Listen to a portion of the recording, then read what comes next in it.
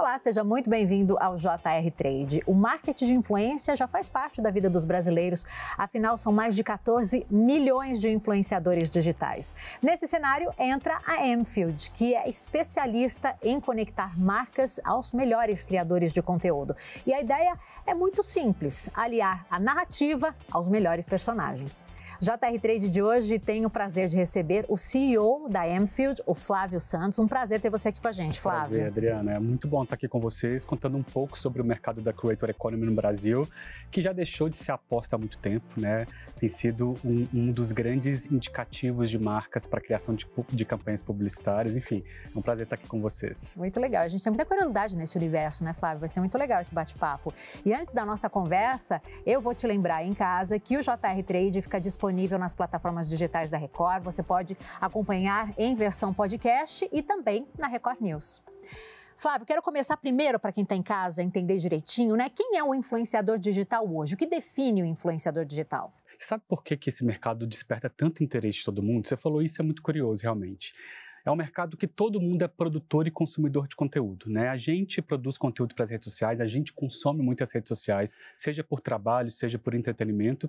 E no final das contas, o influenciador digital somos todos nós, né? Hoje em dia, o criador de conteúdo, o influenciador digital, a celebridade dentro da internet, é todo mundo que inspira outras pessoas, independente do tamanho do impacto da comunidade, da quantidade de seguidores. Então, se você produz algum conteúdo e as suas amigas acabam sendo influenciadas por aquele conteúdo, você sim é uma influenciadora digital. Então não tem aquele paradigma de só pessoas muito famosas, com muitos seguidores, que são influenciadoras. Não tem mais isso hoje em dia. Isso foi mais lá no começo, né, Flávio? Que a gente lembra que era, quantos seguidores ele tem? Aí sim, ele era um influenciador. Hoje em dia não é isso. Exato. No início das redes sociais, a gente até veio numa sinergia de as pessoas da televisão migraram para as redes sociais. Então geralmente eram pessoas famosas, rostos conhecidos, que já tinham uma audiência comprada ali, e criou-se essa situação de que só pessoas com muitos seguidores e muita audiência eram influenciadores. Hoje em dia não tem mais isso. Tem micro-influenciadores, nano-influenciadores.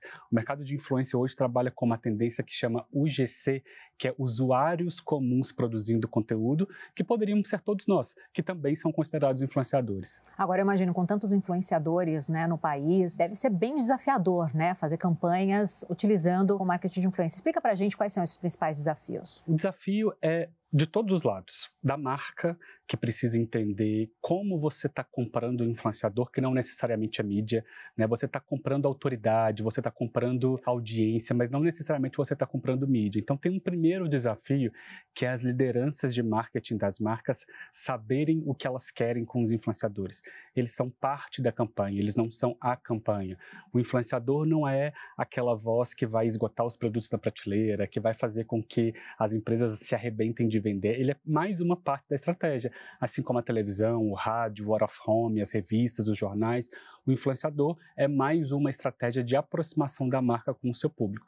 Mas sim, tem muitos desafios, até porque você precisa entender a comunidade daquele influenciador, qual praça que ele comunica, qual que é o poder que ele tem de fala ali dentro daquela comunidade. Então, o meu papel ali como um intermediador de marcas e influenciadores é encontrar o melhor perfil que fale a melhor narrativa e atenda os objetivos da marca. Porque uma escolha errada, eu imagino que possa levar uma campanha por água abaixo. O influenciador ele tem esse papel de emprestar autoridade para a marca. Então, como ser humano, se ele se envolver em uma polêmica, se ele fizer uma postagem que não faça sentido, a marca, de certa forma, vai sofrer e vai respingar na marca todas essas situações. Então, a gente tem que levar muito a sério esse mercado, porque, de fato, não é simplesmente escolher um influenciador, mandar uma planilha e achar que está resolvido. Você tem que entender um disaster check daquele influenciador, a relação dele com outras marcas, o que ele se propõe a fazer, se ele tem sinergia e adesão com o público principal da marca. Então, é uma responsabilidade para além de uma compra de mídia. Agora, como hoje em dia o número de seguidores, você mesmo disse, já não determina mais que aquele é o melhor criador de conteúdo para determinada marca, eu imagino que as métricas também mudem ao longo do tempo, né? Como que vocês medem aí o sucesso de uma campanha hoje em dia? Sim, é muito bom você falar em relação às métricas, porque nós, brasileiros, ficamos muito acostumados a medir o sucesso de uma campanha de influência com as métricas de vaidade. O like, o comentário, enfim, quem tem mais números no final das contas, né? A gente analisa muito hoje a saudabilidade dessas métricas. pode ter muitos comentários, mas se forem muitos comentários que não são positivos para a marca, a saudabilidade não é uma métrica que traz engajamento. Então, para a gente conseguir medir o engajamento e o alcance dessa campanha, tem inúmeros fatores que vão para além das métricas públicas. Se ela furou a bolha, se as pessoas estão repostando, se as pessoas estão comentando sobre aquilo e tudo mais, porque aí você não fica refém do algoritmo, você não fica refém só dos likes e das curtidas.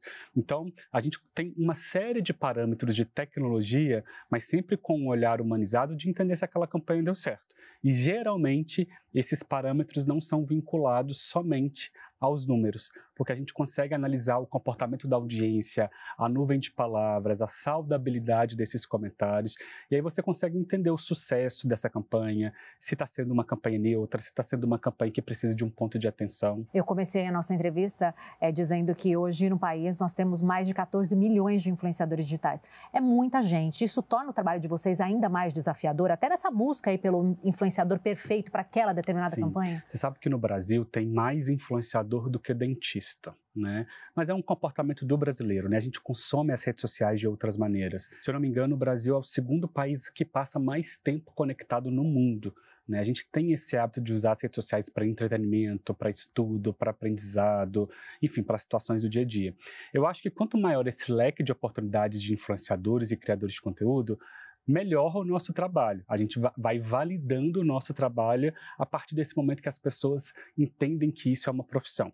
E a gente entra nesse flow de, ao mesmo tempo que esse número vai crescendo, a gente precisa educar essas pessoas a entender que, de fato, isso tem que ter um compromisso, você precisa fazer um contrato, emitir uma nota fiscal, postar no horário que a marca quer, cumprir os do's e os don'ts daquela marca. Você tem que entender que aquilo não é só lazer, assim como você está postando uma viagem, assim como você está postando um compromisso com seus amigos. Se você predispõe a entender que aquilo é a sua fonte de renda, você tem que tratar aquilo como um trabalho. Então, quanto maior a comunidade de influenciadores, quanto mais criadores de conteúdo, de fato, você começa a ter que estabelecer outros critérios para entender o nível de sinergia daqueles influenciadores com a marca. Mas eu acho que isso só valida o mercado, né? Sem dúvida. Eu queria entender um pouquinho mais da história da M-Field, né? Quando tudo começou, por que tudo começou, sim. O diferencial de vocês no mercado. Sim, a M-Field começou há 8 anos atrás e, por incrível que pareça, a empresa começou a partir de uma direct do Instagram, das redes sociais, né? Eu conheci os meus sócios em um evento aqui em São Paulo, um evento do mercado, um evento do trade, da publicidade, e a gente se conheceu, eles tinham algumas dores, eu tinha alguns conhecimentos, e juntos a gente entendeu que a soma dos nossos ativos poderia gerar uma operação que hoje é a M-Field. A gente trocou directs dentro das redes sociais, a gente marcou reuniões e o primeiro café via rede social, e a empresa nasceu de uma necessidade que a gente sentia do mercado, de não ver os influenciadores só como personagem, de criar uma empresa que valorizava conteúdo, narrativa, storytelling, que é uma das grandes forças da empresa hoje, e que conseguisse, junto a tudo isso, mesclar dados, informação, porque eu acredito que hoje o tripé da influência são 3 ativos: o influenciador, o conteúdo e os dados. E a gente sabia de uma força muito grande de conteúdo e dados que outras empresas não estavam olhando com o devido protagonismo para isso.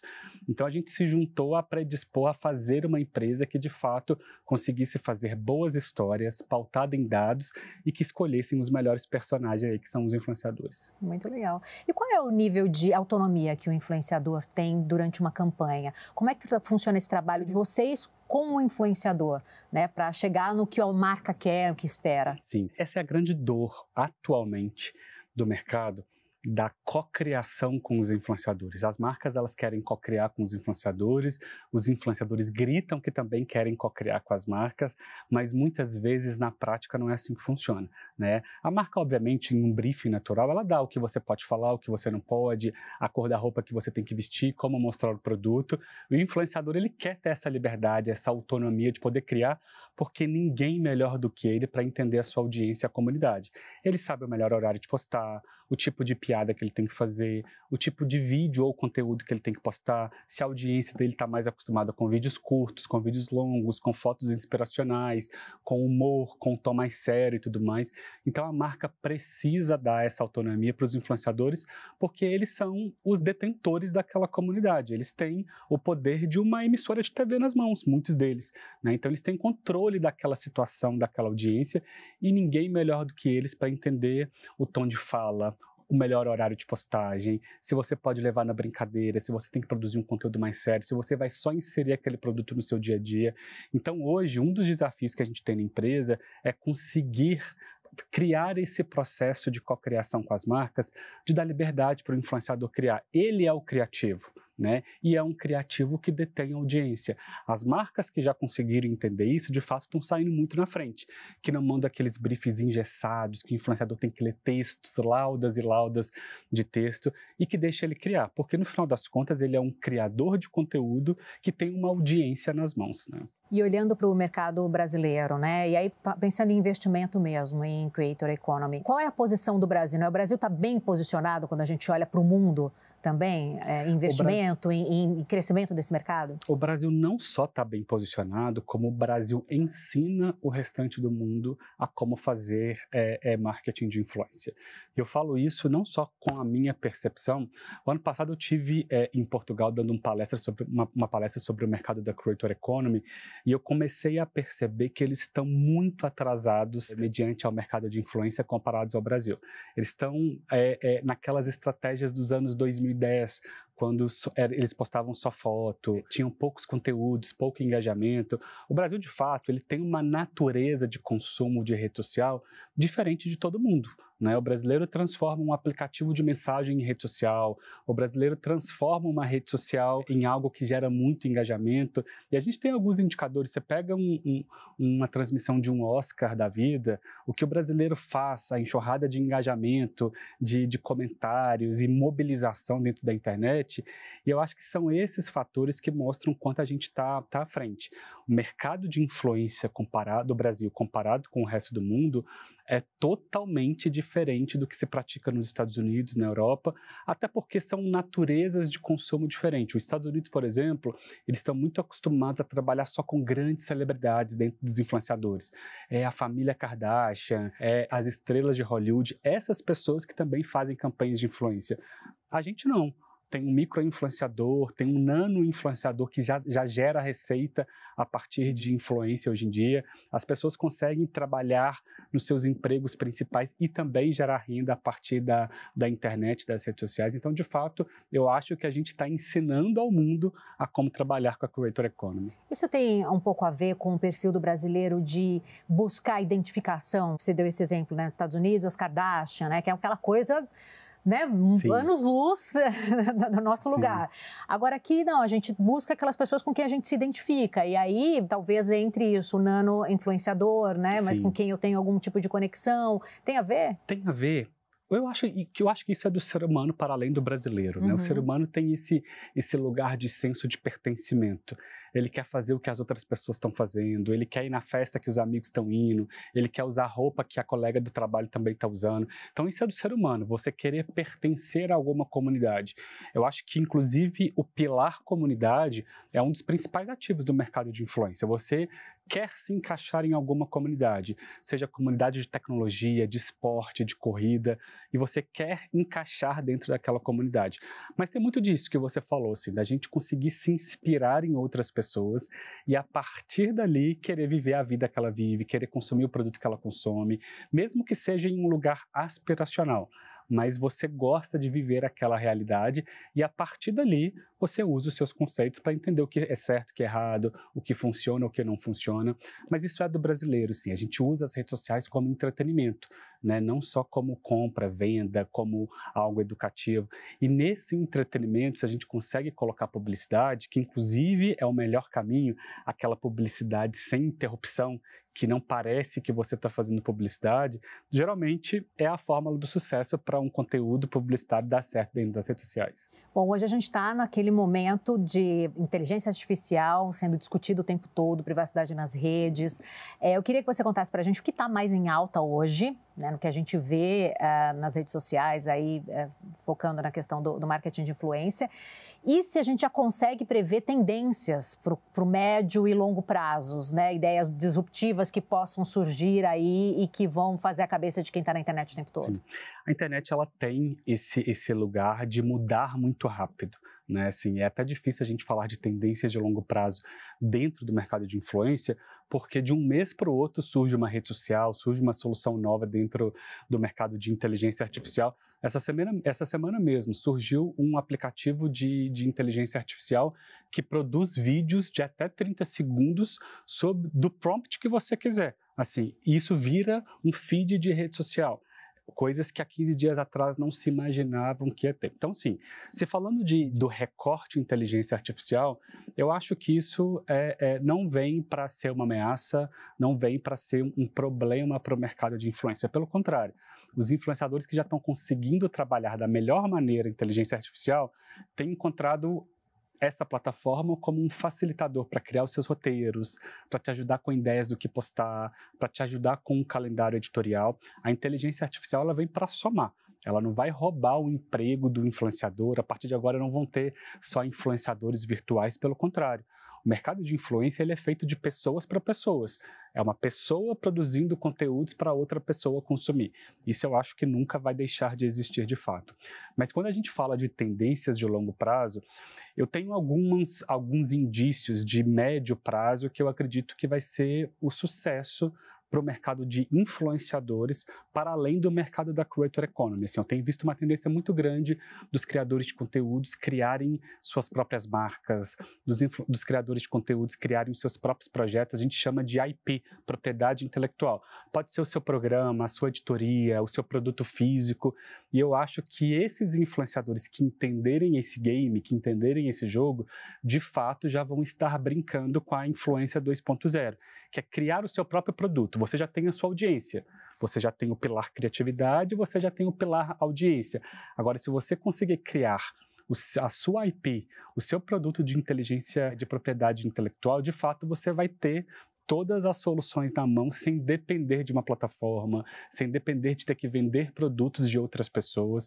Eu acho que esse aí talvez é o grande segredo de médio a longo prazo para os influenciadores. E é um universo fascinante, né? E assim, com infinitas possibilidades, pelo que você está contando aqui pra gente. Sim, sim. Flávio, conta pra gente o que mudou no mercado dos influenciadores nos últimos anos. Eu falo que o mercado de influência é como se fosse uma versão 2.0 do boca a boca.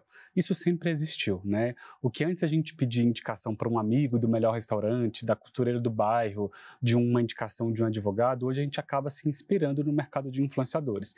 Eu acho que existem mudanças periódicas dentro desse mercado, de profissionalização, de criação de novas plataformas, da segmentação desse mercado, porque influenciador é uma coisa, criador de conteúdo é outra. As pessoas às vezes confundem um pouco esses skills, esses ativos que cada um dessas plataformas de audiência tem. Mas eu vejo que uma das principais mudanças de fato foi entender o hábito de consumo da audiência. Isso é muito natural do mercado de tecnologia, porque no final das contas a gente está falando de influenciadores, mas eles dependem de plataformas, né? As redes sociais, as plataformas de vídeo e tudo mais. E entender esse comportamento foi de fato um ativo que os influenciadores precisaram se reinventar. Há alguns anos atrás, os vídeos longos eram tendências. Há poucos meses, criou-se uma tendência de vídeos curtos, conteúdo rápido, uso de legendas. A geração mais nova, por exemplo, a geração Z, é uma geração que não produz conteúdo, só consome conteúdo. Existe um fenômeno hoje em dia que chama feed zero. É uma geração que não posta nada, só consome muito conteúdo. Então, se adaptar para essas mudanças que tem a ver com o algoritmo, que tem a ver com as big techs, de fato, é um dos grandes desafios desse mercado, mas de tempos em tempos essas mudanças acontecem. Vou pegar um gancho na tua resposta, você disse que as pessoas confundem muito, né? Quem são os influenciadores digitais, quem são os criadores de conteúdo. Explica pra gente o que define um e o outro. Sim, o influenciador, ele tem por natureza ter uma audiência qualificada que consome o seu conteúdo e, de fato, ele não tem tanto compromisso com a criatividade. Ele pode mostrar o seu dia a dia, um daily dos seus compromissos diários, enfim, de fato, uma persona que acaba produzindo muito conteúdo, mas sem compromisso com o criativo. O criador de conteúdo já é uma outra natureza. Podem ser pessoas, inclusive, que não têm audiências muito grandes, apesar de serem audiências também muito qualificadas, mas é uma pessoa que já tem aquele skill de conseguir fazer bons roteiros, de conseguir produzir conteúdos que vão te prender durante um longo tempo. E, de fato, as marcas hoje têm procurado um pouco dos dois. O criador de conteúdo para preencher a lacuna de eu preciso também de ideias criativas, eu preciso de pessoas que produzem conteúdo legal, que a audiência vai comprar e assistir aquele conteúdo até o final, mas a marca também precisa do pilar influenciadores, que são essas pessoas que produzem conteúdos orgânicos para grandes audiências. Então, o meio do caminho ali é o interessante para todo mundo. Bom, a gente já tem visto aí nos últimos anos, né, ganhar muita força essa discussão sobre a regulamentação da profissão, né, de influenciador digital. Qual é a tua opinião sobre isso? Eu acho que não só é necessário, como é urgente, né? Se no momento que a gente cria-se a necessidade de educar o mercado em todos os pilares, marca, o trade e os influenciadores e os criadores de conteúdo, a gente precisa de fato dessa regulamentação, porque é um mercado que já tem regras, né? Ele se aproxima muito das regras da publicidade. Existe o CONAR hoje que indica o que pode e o que não pode, e existem sindicatos e instituições que trazem essas dicas, mas não existe um líder, um sponsor desse projeto dentro do Brasil que determina o que é legal, o que não é tão interessante, o que pode, até onde você pode ir e tudo mais. Eu acho que esse vai ser um dos grandes pilares, assim como outras estratégias do mercado publicitário viveram há alguns anos atrás. O Out of Home, com a lei da cidade limpa, o mercado de telecomunicação, os grandes veículos de comunicação precisaram se regulamentar para que não só existisse mais concorrência, mas que existisse uma lealdade dentro desse mercado. E o mercado de influência está vivendo esse momento agora. Então, eu acho que é super importante e necessário existir a regulamentação. Agora, Flávio, a gente já conheceu um pouco da história da M-Field, agora a gente quer saber sobre você, a sua trajetória. Como você chegou até o posto de CEO da agência? Eu sou empresário há muitos anos, assim, eu sou mineiro, morei em Belo Horizonte quase a minha vida inteira e eu tinha outras empresas de comunicação em Belo Horizonte. Então, eu sou do mercado publicitário, sou publicitário formado há quase 20 anos e sempre gostei do mercado digital. Na minha carreira, eu só trabalhei com o mercado digital, eu nunca trabalhei com publicidade offline. E durante todo esse tempo, eu fui me aperfeiçoando, me estudando e sendo um entusiasta do mercado de influência desde que as redes sociais surgiram lá em 2010, 2009 e tudo mais. Eu abri a minha empresa em 2018, de fato, para levantar uma bandeira que o mercado de influência não é só para influenciadores. A gente precisa de bons conteúdos, a gente precisa de boas narrativas e eu sou muito estudioso, entusiasta desse mercado. Eu lancei um livro há uns 2 anos atrás chamado Economia da Influência, porque eu estudava tanto sobre esse mercado e eu vi que existia uma carência dos estudantes de universidade, dos profissionais do trade da influência, de não entender onde consultar, o que ler, onde que eu vou saber das boas práticas.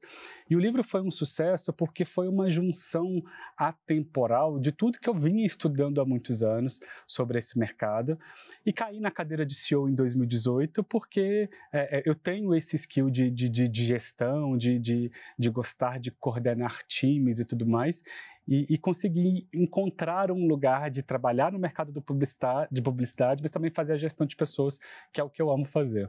Para a gente encerrar, como você espera ver o ecossistema de influenciadores e mídias para os próximos 10 anos e também como a M-Field vai se colocar aí nos desafios que estão por vir? Legal. Eu acho que esse ecossistema, a partir de agora, vão começar a surgir muitas empresas que atendam um ecossistema de serviços plurais e ao redor do mercado publicitário.